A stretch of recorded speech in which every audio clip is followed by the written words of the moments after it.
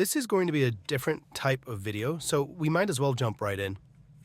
I'm going to show some pre-sketches, but this is with a twist. I recently acquired a set of Copic markers, and I wanted to try them out, which has the brush tip and the chisel tip on each end, and I've got my sketchbook ready to go. This sketchbook is designed for mixed media, so it will be able to hold up to the alcohol markers. However, I'm still going to get a little bit of bleed, so I went ahead and placed a half piece of paper behind my page just in case. Oh, and before we get started sketching, I'm going to show you one more thing that I'm going to be using off screen.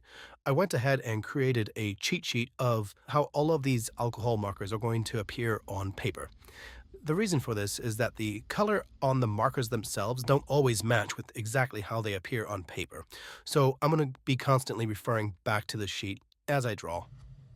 Okay, now I'm ready to sketch. I'm going to explain what I am doing and then why I'm doing it, since this is going to be a different video. First, I'm going to approach these sketches a little bit differently than I have in the past, and I'm going to start by color blocking with one or two primary colors in my scene.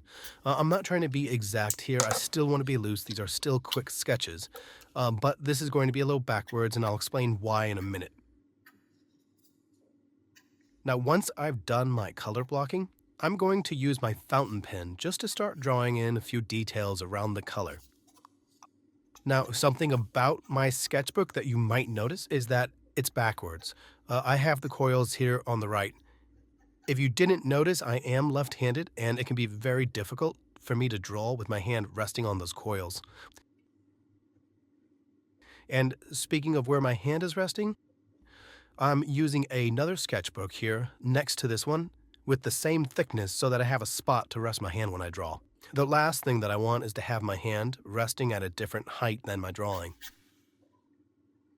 Okay, now let's go back to these sketches and let's talk about the why. These practice sketches are strictly for me to get used to the colors. If you've seen my other videos, you've probably noticed that I don't use a lot of color. And why, you might ask? Well, personally, I don't feel that I'm very strong with color.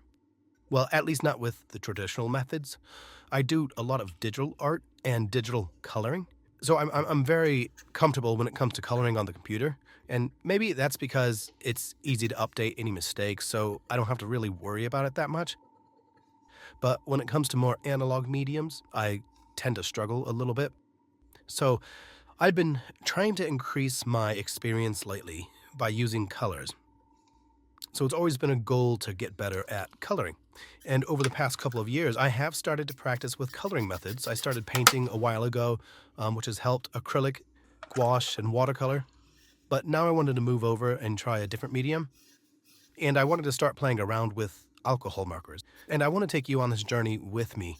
So what you're seeing is how I'm approaching the learning process to working with these color markers.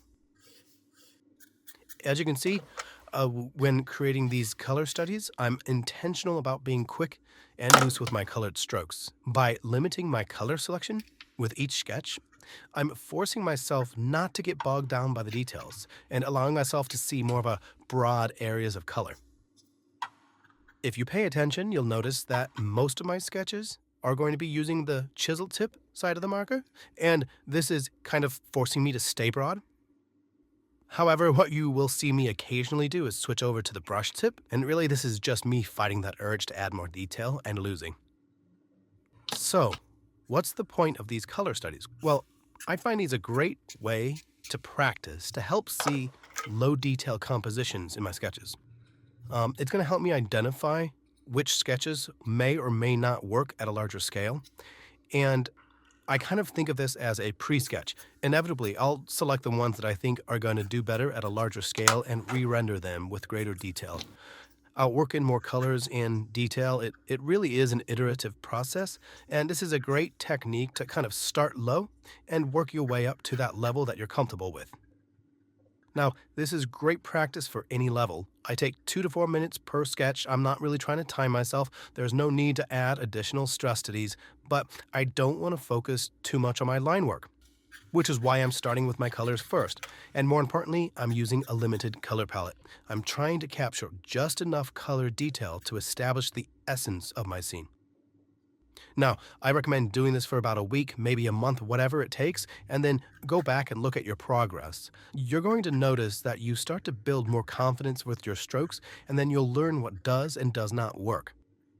Now, I plan to continue these studies, and I'll share my progress in future videos, as well as sharing what I've learned and what tips I picked up along the way. So please continue to follow me as I do this video series, and let me know in the comments if you've decided to try this as well and what you think about it. Also, if you haven't, please give this video a like and subscribe.